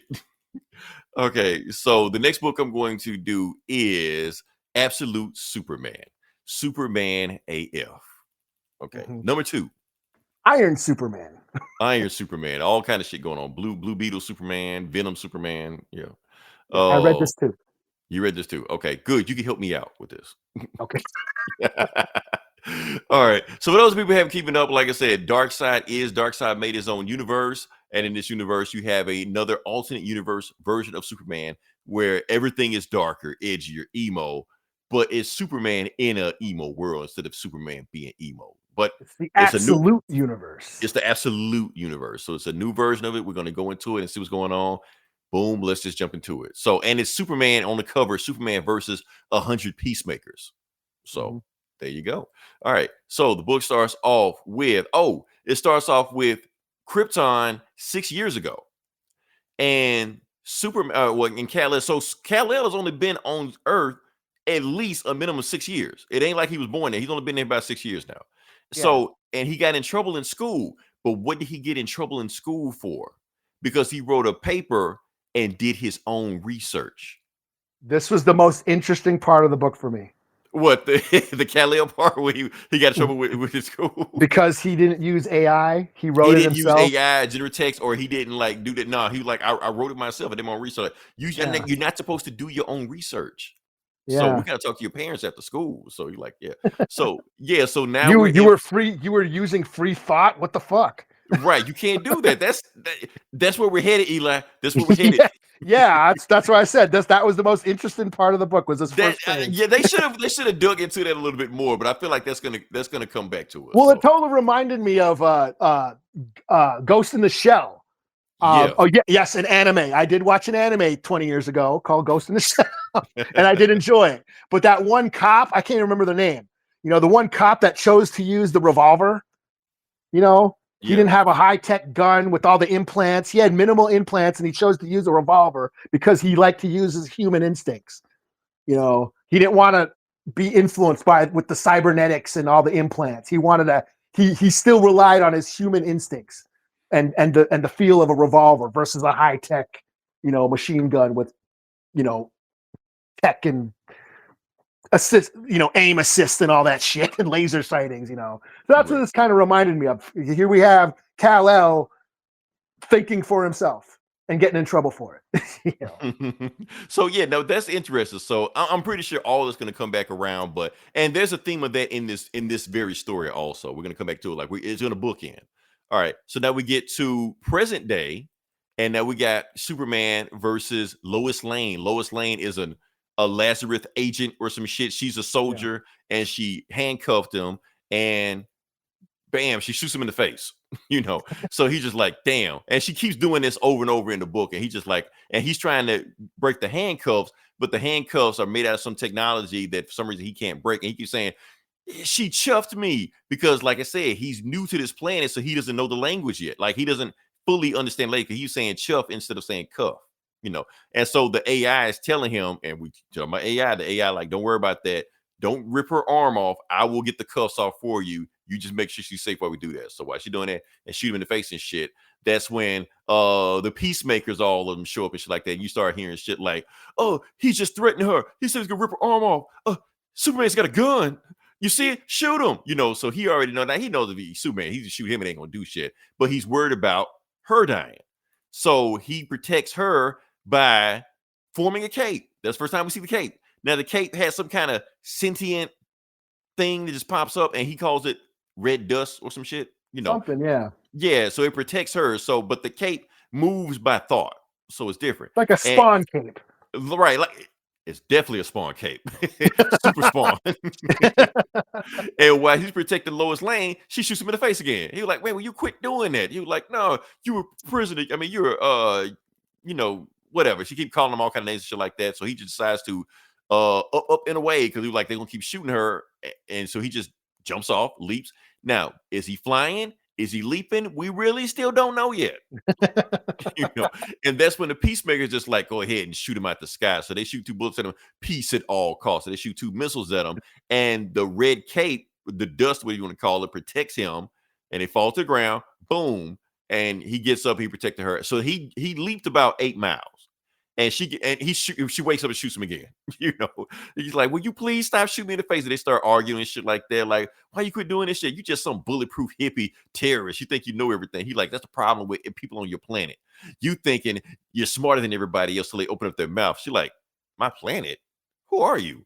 And before they get into it, bam, that's when the peacemakers show up again. They just shooting at innocent people. They don't care. And Lois started realizing, hold up, why are her people shooting at innocent people? And Superman's just tired of it, throws a car at the helicopter, hits it, like, these are the people of steel. It's a helicopter tank. A helitank. It's a helitank. Yeah, what? You're like what the fuck? Right. So the helitank crashes into the nearby town, smashes into it, and Superman's like, oh, we gotta go help. So they jump over there. He leaps over there, saves everybody with his cape, freeze breaths the fire out of there, and gets everybody out of there safely. And Lois doesn't shoot him because the more she sees that he's saving people, meanwhile her people are endangering people. And she also likes the way he smells and thinks he's hot, and she loves his emo. Oh yeah, he smells like what's that, Dr. Burberry Squatch? shit. Yeah, Dr. Squatch soap bar. Bourbon Birchwood or what? X body spray or some shit. Yeah, all this shit. Yeah. And so there, and the cape is healing people. So he's doing it, and so then, but it took so much of him to do all this shit. Now he's weakened, and so Lois is like, okay, I can shoot him right now, put him out of his misery. Justin weakened, right? But then she's like, you know what? Nah, she puts a gun back, and she's like, okay, and he just says thank you, and that's when she's just like, you know what? You ain't all that bad. He was like, okay, yes, I'm from another planet. My planet is called, and right before he says that, that's when the AI unlocks the cuffs. You're like, oh, cool, I'm unchuffed, And he's like, cool, bye. And then leaps tall buildings and think about it. He just jumps out of there. She's like, "Ah, shit," Then we got Lois Lane back, writing her report. And while she's writing her report, the AI keeps auto-generating what they want her to say. Oh, so you saying he's a dangerous under level 8. Like, no, I didn't say that. And the thing is, it's not an AI. It's Brainiac. Brainiac is the Brainiac. auto-correcting. Yeah, it was like a Brainiac system or something. No, it's a dude. It's Brainiac. Oh, is it? Because Yes, she's saying, but the they Brainiac. think it's AI. The Brainiac program or something. They mentioned that. Yeah. Yeah, and all this shit is dangerous right now. Eli is talking to us because, okay, yes, if the AI is making us do everything, who's programming the AI? Mm-hmm. So, real world shit. She just mad at the computer because she thinks it's computer doing it, not a dude telling her to do everything about it. And that's when her, commanding officer comes in. They don't say the name of the commanding officer. I'm gonna say Perry White. I think it's Perry White. It's just like I'm gonna just rewrite this without AI. I'm gonna just rewrite it off the top of my head. She's doing the same thing Kal-El did at the beginning of the book. And she's like, I thought you hated writing reports. She's like, nah, I need to write the report by myself, not with AI. They're like, okay, go ahead. So she writes the report by herself and talk about other shit, blah, blah, blah, blah, like, okay. Anyway, we go back to that. They're back in there. And basically we got Jor-El and Lara building a spaceship. They go and build one because they already know the Science League going to shut them down if they try to, do more. And that's when we go to, and Kal-El left there. He's going to Venezuela.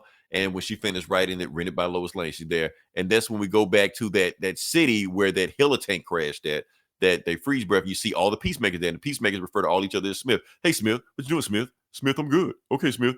Because peacemaker renamed Christopher Smith. So they're just like, I bet you they know, one of these guys know where Superman went. It doesn't even matter. We have to teach them a lesson that peace has a cost. And they just kill everybody in the town. To be continued. Yeah. So, yeah, that's the book. So, Superman goes to another town. Peacemaker's tracking him down. Lois Lane is a soldier, but she's thinking about becoming a reporter. It's like everything old is new again. But yeah, it had some interesting stuff going on. But like all the AI stuff was interesting.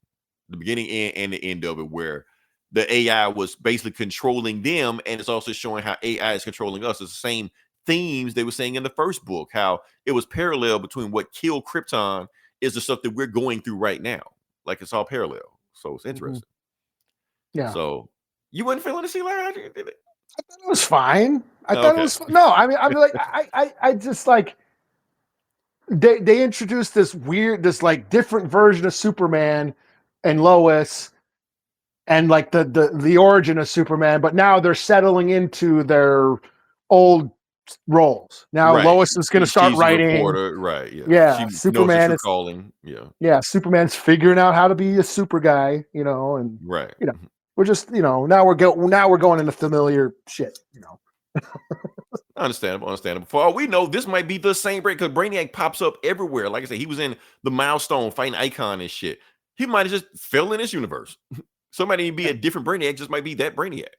Well, I mean, if it's a world that fucking Darkseid made, a universe Darkseid made, I mean, it doesn't, I would not too far fetched as we'll put Brainiac in charge of all the computers on Earth. Yeah, like, hey, Brainiac, you gonna come over here? Okay, cool.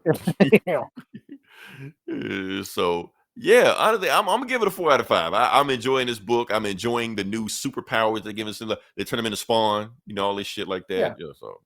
Yeah, it's just a different version of Superman. Yeah. And yeah, it was fine. Yeah, I'm just glad he's not fine. evil and shit. That's the thing. He's just not evil in this shit. That's what I was scared of. So yeah, we got the up those familiar beats. Lois getting all hot and bothered by Superman, and right. Oh, this guy can fly, and and he smells good. Right, like she came out of nowhere. It's like she left it out of her report. Yeah. But like I said, I'm liking what Jason Aaron is doing, that he's comparing Krypton to us, Yeah. So I think that's pretty cool. Next issue, I'm pretty sure you're gonna do something else, but yeah. All right. I'm not gonna do my last book. I think I'm done. What was it? Spider-Man, Miles Morales. Oh, was it? Okay. Yeah. He's still a vampire? Yep. Okay. They keep giving him more powers every book. Every time I turn around, there's another power. So yeah. All right. So all right. Now, Eli, I'm throwing it to you. You booked out other than this last one? Yeah. Yeah. Okay, because I want to settle into this with like I said, the comic book bullies are done for the night. We are now the otaku bullies. We are the anime bullies, the manga bullies. Sure. We are the weebs. Where's your Naruto ninja headband, Eli? Put that shit on right now. Eli's wearing. You can't see it, but he's wearing it right now. Believe it. Yeah. All right. So give it to me, Eli. Like I said, I'm just go ahead. Yes. Okay. Because it was such a light week on books, I only read the Superman and the Grommets book. I decided, you know what? We've been pressured by our audience. Yes, all three of you. Right. Fuck comics. When y'all doing manga? Yeah. Why don't you guys read anime or read manga? Why don't you review anime and blah blah blah blah blah? And it's like we're nerds get comfortable. We get in our little our comfort zones and like our own in things our echo chamber and shit. Yeah. So since it was such a light week, I said, you know what? I'll check out a manga. I'll check out a manga. So this was only $2. My Hero Academia. $2? Because when I saw it was $1. Oh, something like that. It was really cheap. Okay, yeah. Maybe it was $1. Maybe it was only $1. Yeah, then cool. So volume 1 of My Hero Academia was only $1 on Comixology. And I'm like, you know what? I'll check it out. And I read the kind of the synopsis. I was like, it sounds like something that would be in our wheelhouse. Superheroes. So I gave it a whirl. People been asking. No, I've read some manga here and there, but it's been a while. I think the last one I read was the Attack on Titan. I read like the first couple volumes because that was a lot. It went a lot faster than trying to watch that show. I think I read like One Punch Man or some shit. But yeah. Yeah, I've read a few, Blade of the Immortal, Crying Freeman, like back in the 90s. I've read a couple, Blood the Last Vampire here and there. But I'm not I'm not an otaku. Yes. Same thing with anime. I've sampled a few over the years. I love Cowboy Bebop just because that's just awesome. But that's old people anime though. Yeah. I'm not into this new modern anime or manga. So I decided, because our audience seems to demand it, and that's what we're here for. Give the people what we want. Give the people what they want, right? Yes. So I decided to check out My Hero Academia, and so it starts out with this kid. First off, how do you read this shit? Because it was the backwards way. In fact, after I read this, and this was volume 1, so it was like 7 issues. Yeah. So after reading this, and then I picked up the regular comics, I was reading it. The American what's fucked up when we were reviewing that Teenage Mutant Ninja Turtles versus Naruto, right? So people were picking that up that only read manga. They didn't know how to read that comic. Yeah, this shit is backwards, right? Yeah. So after reading this, I had to I have to read the American way again. So yeah, those first few panels of that Superman, I'm like, wait a second, I'm reading this backwards. So yeah, so this basically so My Hero Academia. Now I'm not I'm not familiar with this world. So any of you hardcore fans of this, don't at me. Don't give me a break. This is I don't know this world that well. So if I get names wrong or I'm not familiar with certain concepts and ideas of this universe, it's my first piece time. Of shit. Get off the internet. You don't know what that quirk is called. It's called the blah blah blah. Yeah. Right. Yeah. So basically, this introduces a world where everybody is born with superpowers. It's a world where everybody has some sort of powers called quirks. And this one kid, what's his name? Midoriya. I think his name is Daiku, but I think that's a nickname. Oh, you fucked up already. Yeah, see, that's the thing. I was getting a little confused. Is his name Midori or is it Daiku? I think it's Daiku is his nickname. But anyways, this kid was born without a quirk. So he kind of idolized. He's always dreamed about being a hero. He always idolizes this one like great hero. He's like the Superman, Captain America. His name is All Might. So he kind of grows up being kind of bullied and an outcast because he doesn't have a power. Then one day he gets attacked by this super villain or whatever, and All Might, his hero, comes and saves him. And he totally fanboys out, and he like follows him, and then he finds out that All Might, it can only be super for 3 hours out of the day. I think he got injured in a battle, so now he can only be a hero. He can only have his powers for 3 hours out of the day, and when he transforms back into like human, he's like really skinny and shit. Shazam. Okay. Kind of, yeah. So but this kid is the only one who knows that secret. So then another a villain comes back and starts attacking the town, but All Might cannot. He used up all his power. He can't, turn back into All Might, because he used up his time for the day. So the kid ends up going and running in and tries to save the kid who's getting attacked. And this, of course, All Might sees it and it inspires him. Like, wow, this kid doesn't have any powers, but he's still trying to help people. That's like the most heroic thing I've ever seen. So it inspires him, and he ends up talking to the kid, saying, "Hey, my power. I inherited my power, and I need someone to pass my power on. So I'm going to choose you. You're going to inherit all my powers. But the problem is, you're too much of a weakling. Your body cannot handle it. So you need to train. So he ends up spending months training and working out and lifting weights, so he can gain muscle and his body can take on those All Might's abilities. So he does that. He works out. He eats his hair. So yeah, he eats All Might's hair, or his own hair? All Might takes a strand of his hair and says, "Here, eat this, and you'll get my power." So he enters this superhero high school, and he's got to take a test. But he doesn't know how to work his powers yet. He's never used any powers before. And there's this big, huge obstacle course with like enemy robots and this big, giant robot that they're supposed to avoid. And each, robot enemies they destroy, they get points and shit. So this all the kids, they all go on this test to this obstacle course.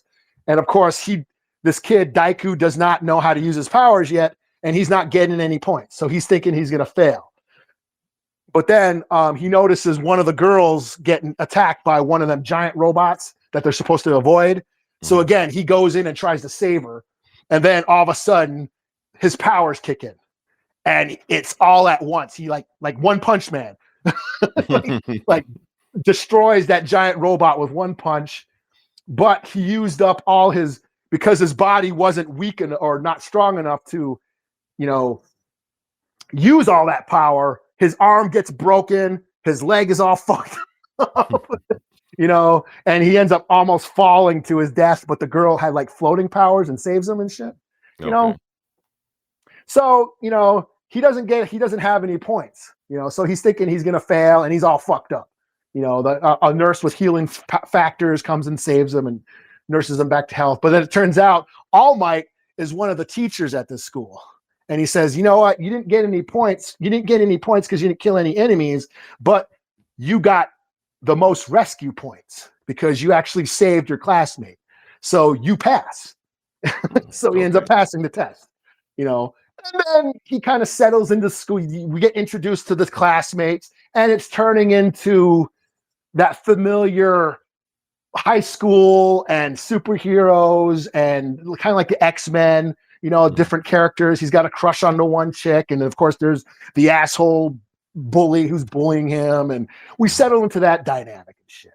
And that's kind of where I'm at. That's kind of where volume 1 is. That's where it stops. But I can tell, you're getting that X-Men feel, the teenage, New Mutants, Teen Titans kind of feel, teen superheroes, the Harry Potter, they're at a school. All these students with special gifts are at a school and dealing with the pressures of high school and all that shit. That's kind of where it's at, Yeah,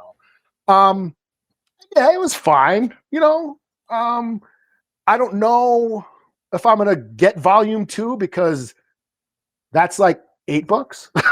Oh yeah. Well, maybe to be on sale, Yeah, I mean, but then when you think about it, that's actually not bad. $8 for a graphic novel. It's a lot. It's not like $8 for 25 pages. No, it's $8 for American like comics, right, 7 issues or whatever. So right, right. It's when damn near a graphic novel. Yeah, yeah, like a graphic novel for $8 ain't bad. You know, like trade paperbacks is usually like 15 to 20. Right, because that's how they release their books over there. So they just release them all at one time. So yeah, so maybe I might check out the anime. that way you know how to pronounce this shit. You know. Yeah. So yeah, I'll give it a 4 out of 5. It was interesting, it did get a little getting used to with the way the reading format and just how the thought processes they do, the certain art styles, they're over exaggerating facial expression and shit, but yeah, I mean, it was fine. I can tell why people are into this. The kids are into this shit. It's like, yeah, they might not get into Marvel or DC or the shit that us old ass motherfuckers are into, but I can see why they gravitate towards something like this. And that's the only thing I've seen. Like I've seen Superman versus All Might. I'm like, who the fuck is All Might? What the fuck? So I've seen this shit before. So. Yeah, that tracks. Yeah. So there you go, y'all. I read a manga for y'all. There we go. We have checked the box. Okay. And I recommend it. Yeah, check it out. 4 out of 5. It was only 99 cents. So yeah, worth every penny. And yeah, I read it during the week. I recommend one of the highest selling comics of this decade. Okay. I thought it was pretty good. Yeah, for 99 cents. Yeah. Everybody else was like, no shit, Yeah, I saw that. I saw like, oh yeah, the Absolute Batman sold like 400,000 copies, and then you look at a manga, 4 million copies. Like that's so adorable, Like I said, I'll see how it is. That the $8, that's a big ask if I got to buy other books. We'll see how it goes. Maybe next month. Yeah, that's the thing. We're not gonna do any. If we do review some manga, we're not doing that new shit. We may get some old shit that's kind of probably like start from the beginning. Yeah. I don't know, Bleach or some shit, One Piece or whatever the fuck. I don't know what the fuck y'all on. So, I started watching Naruto. Holy shit, I got a long way to go. You got a long way to go. I never finished it. I just said fuck it after a while. I was like, holy shit! Like, do I really want to start this shit? It's gonna take a while, Eli. It's gonna take a while, but it's got some interesting shit. That and then all the movies. Like, there's like 10 movies. There's just 10 movies, like, right? And then how many seasons and shit? Like, holy it's shit, a lot of fucking seasons, man. Like, goddamn, how long was this kid a kid? Then he grows up like halfway through it. Then you got to get through that shit. Oh, Jesus. Yeah, man. Yes, it's a lot. Well, we'll then see. His son gets his own show. Oh, damn. Yes. Oh, shit. Well, wait a second. Who's the mom then? Is it what's her face? Is it the pink haired chick? I can't remember her. See, I'm fucking up her name. No. It's not the pink haired chick. Okay. Is it that little girl? Is that little girl who has the crush on him? Yes. Okay. She grows up to be hot later on in the show. Okay, she's the one who has like, you can do it, Naruto. Yeah. So when they get older, you can see, Naruto, that's who you should be with, right? Yeah, man. But I was watching season. I think I got through the whole season, like 20-something episodes. But goddamn, there was like 4 episodes of just them taking an exam. Like, yes, like holy. That's anime for you. Just a whole bunch of shit of just whatever. Yeah, that the Cowboy Bebop days of 25 episodes. They done with that. Yeah, nice each episode its own thing and shit. No, fuck all that. Yeah. Yeah. Just 4 episodes of just them taking a test and cheating and shit and like damn. And the fucked up part about it is probably filler. None of that probably even happened in the manga. That's the thing. The manga just flows. It just goes. Yeah, that's why. Yeah, like when I was reading Attack on Titan. My kid loved Attack on Titan. The anime, he watched like all the animes, saw like the live action movies. He loved that shirts and all that shit. He loved it. And I was trying to watch the anime, and then I just grabbed one because he got the mangas too. And I just grabbed the manga and read it like an hour later. I was like, damn, okay, I didn't have to watch the manga. That 7 issues that you just reviewed, you probably went through like 2 or 3 seasons right there. Probably. But if y'all want to review some more manga, throw some recommendations in there. We may check out some shit. Those recommendations. Yeah, something I like ninjas. Yeah, the only thing that's keeping me interested in Naruto is the ninja shit. The ninja shit. They go deep in the ninja lore. Yeah, like, all the powers and the like the shit is Japanese lore, like the shit they know. Yeah. That shit shows up in Naruto. So yeah. Yeah, he's got the demon inside him and shit. Like, oh, that shit's cool. You get show me shit like that, you know. Right. All right. So anything else we got or no, that's it. I'm booked out. Like I said, it was a light week. This was not a light week. This was another epic one. Yeah. Well, I mean, for books, I didn't read many comics. You know, I only read. Shit, me neither. Yeah. I had one I'm not gonna review. It really wasn't worth reviewing. But yeah. But like I said, next week we're gonna come up with something else. I know we're gonna figure out. We will figure out something else. Maybe review some more Creature Commandos. Maybe Creature Commandos will sell both of us next week. I don't know. Yeah. So, yeah. There you go. I'm sure. Yeah. I got Skeleton Crew. And you got Skeleton Crew. We'll review that also. So yeah. Until then, this is Leroy. This is Eli. And talk to you guys next week. Same bully time, same bully channel. Until then, die 1,000 deaths. Young Nab, baby. I can't stand still. I can't stand still.